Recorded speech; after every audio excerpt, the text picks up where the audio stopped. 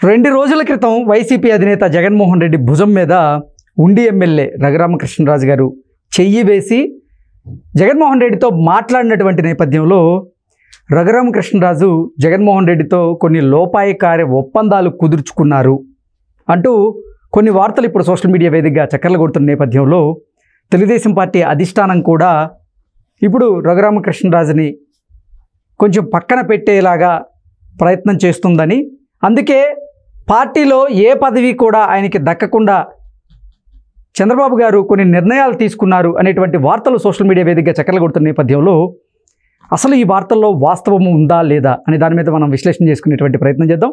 ప్రస్తుతం మనతో పాటు ఉన్నారు ప్రముఖ రాజకీయ విశ్లేషకులు, ప్రముఖ సీనియర్ జర్నలిస్ట్ సిఎస్ రావు గారు. సార్తో మాట్లాడదాం. Sir hi sir. హలో.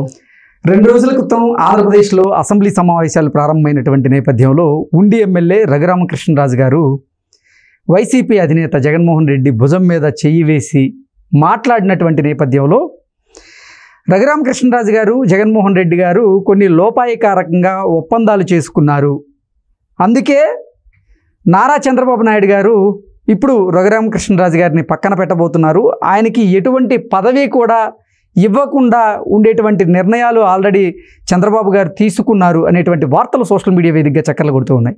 ఆ వార్తల్లో వాస్తవం ఉందంటారు? అసలు నన్ను అడిగితే నాకు తెలిసినంత వరకు ఆ వార్తల్లో నిజం లేదని అనిపిస్తుంది నాకు తెలిసినంత వరకు.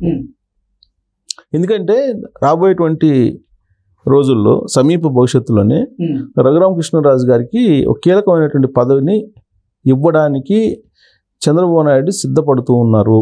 ఓకే, ఆ మేరకు ప్రయత్నాలు జరుగుతున్నాయి.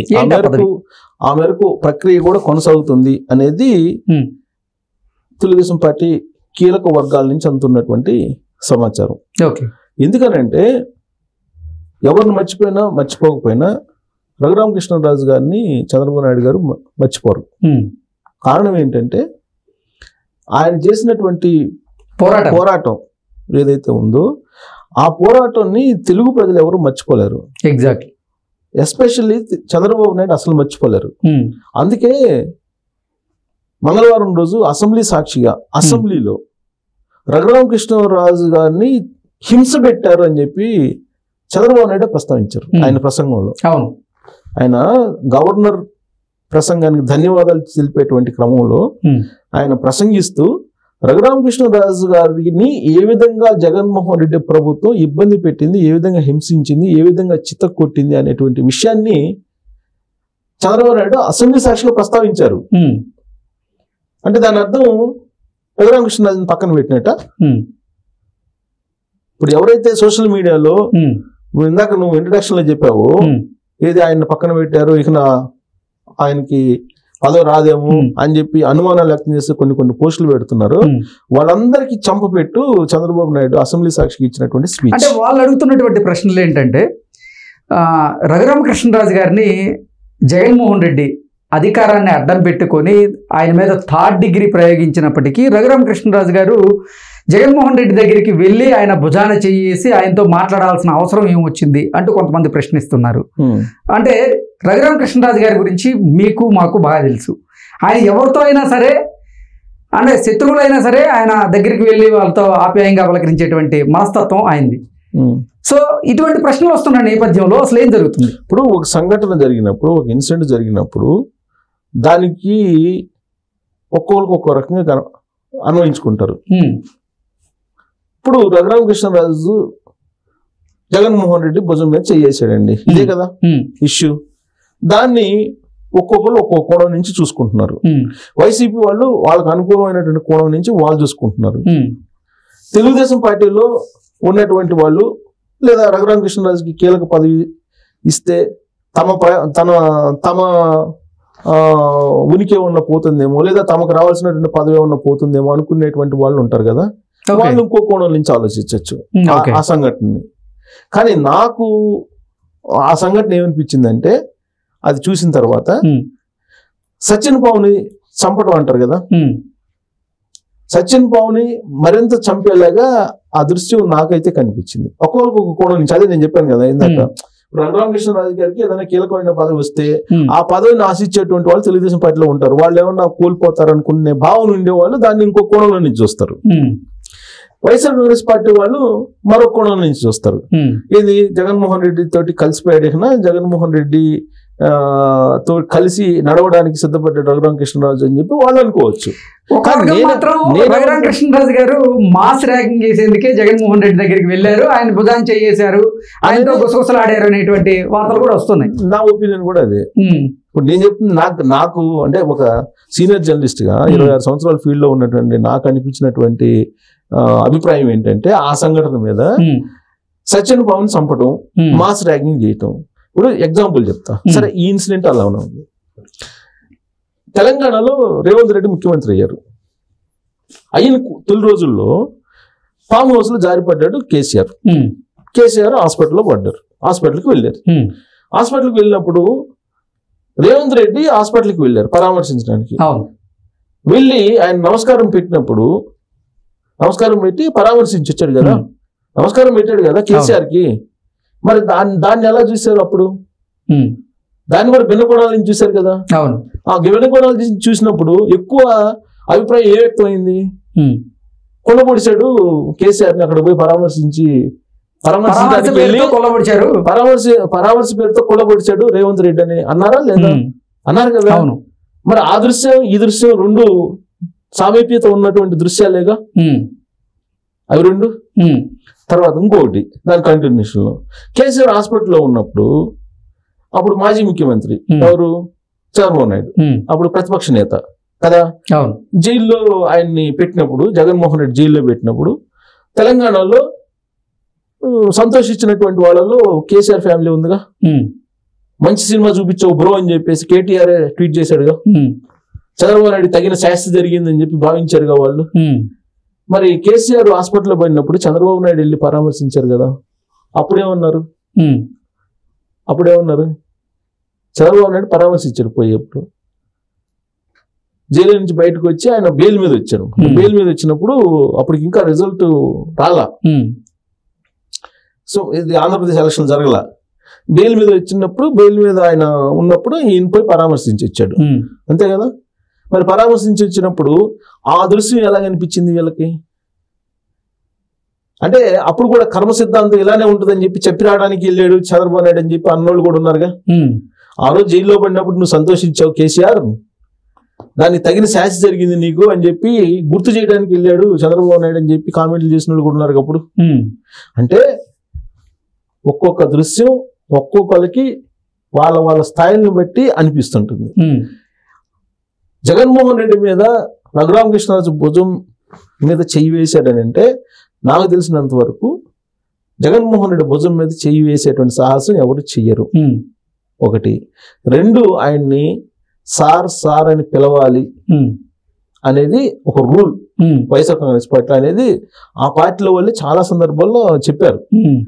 ఈవెన్ రాజశేఖర హీరో తొలి రోజుల్లో బయటకు వచ్చినప్పుడు జగన్మోహన్ రెడ్డి ఆలోచన తీరు ఎలా ఉంటుంది ఎదుటి మనిషి మీద అనేది ఆయన కూడా చెప్పారు. ఒక మంచి డ్రెస్ వేసుకుంటే జీర్ణించుకోలేడు అతను, తర్వాత అతన్ని జగన్ అంటే ఒప్పుకోడు, సార్ అనాలంట, ఇవన్నీ రాజశేఖర్ చెప్పాడుగా హీరో.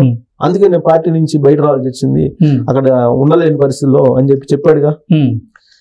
అదే ఆల్మోస్ట్ వైఎస్ఆర్ కాంగ్రెస్ పార్టీ వాళ్ళు చాలా మంది చెప్పారుగా.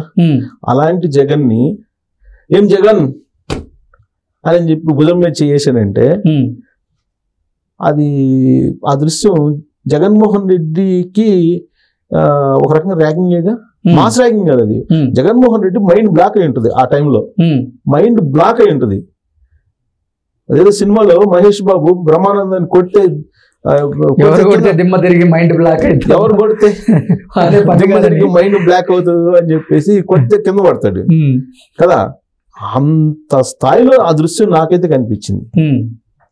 జగన్ అనే అతన్ని భుజం మీద చేసి ఏం జగన్ రోజు అసెంబ్లీకి అసెంబ్లీ రాకుండా ఉండవాకు అని చెప్పి చెప్పారని అంటే ఖచ్చితంగా వస్తాను రోజు అని చెప్పి ఆయన రిప్లై ఇవ్వటం.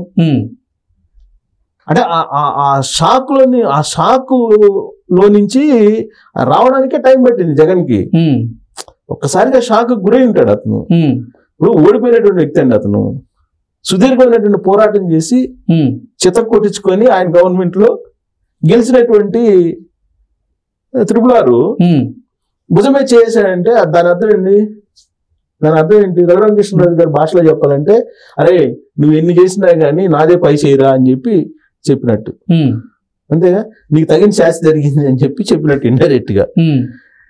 సో ఒక రకంగా అది ఏంటంటే జగన్మోహన్ రెడ్డికి ఒక షాకు. రఘురామకృష్ణరాజు గారు తన ఆధిపత్యాన్ని లేదంటే తన విజయాన్ని జగన్కే చెప్పి, ఇట్లాంటి చెత్త పనులు చేయమాకు, ఇప్పుడు చేస్తే నీ కర్మ ఎట్టే ఉంటుంది అని చెప్పకుండానే చెప్పినట్టు ఆ దృశ్యం ఒకటి. రెండు ఏంటంటే, నువ్వు అసెంబ్లీకి రాకుండా మానుకోమాక అని చెప్పారని అంటే దాని అర్థం ఏంటి? అసెంబ్లీకి మానుకుంటాడు, ఆయన రాడని కదా. కానీ అతను రావాలి, వచ్చి అతను చేసినటువంటి అక్రమాలు, అవినీతి, వాటన్నిటికి సమాధానం చెప్పాలి. కాబట్టి అతను రావాలి అని చెప్పేసి ముందే ఫిక్స్ చేశాడు. జగన్ ని ఫిక్స్ చేసాడు, శాశ్వతంగా ఫిక్స్ చేసేసాడు. ఇప్పుడు కేసీఆర్ కూడా అసెంబ్లీకి పోవట్లే తెలంగాణలో. రేవంత్ రెడ్డి మొదటి నుంచి నువ్వు రా అంటున్నారు కదా, వచ్చితే కదా సమాధానం. ఇప్పుడు ఎవరైతే తప్పులు చేశారో వాళ్ళు చెప్పాలి కదా సమాధానం. ఇక్కడ రేవంత్ రెడ్డి ఏ విధంగా అయితే కేసీఆర్ ని ఫిక్స్ చేస్తున్నాడో అసెంబ్లీకి రమ్మని చెప్పి, సేమ్ రఘురామకృష్ణరాజు ఫిక్స్ చేశాడు జగన్మోహన్ రెడ్డిని. ఓకే, నేను వస్తానని చెప్పాడు కదా.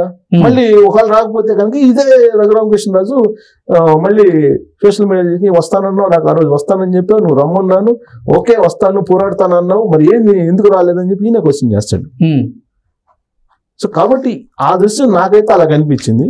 బట్ కొంతమంది ఏంటంటే ఆయనకేదో తెలుగుదేశం పార్టీ మీద యాంటీగా ఏదో వాయిస్ వినిపించడానికి రెడీ అయ్యాడు, మొదటి అంకం రెడీ అయిపోతుంది, ఏదేదో గదలు ఉంది.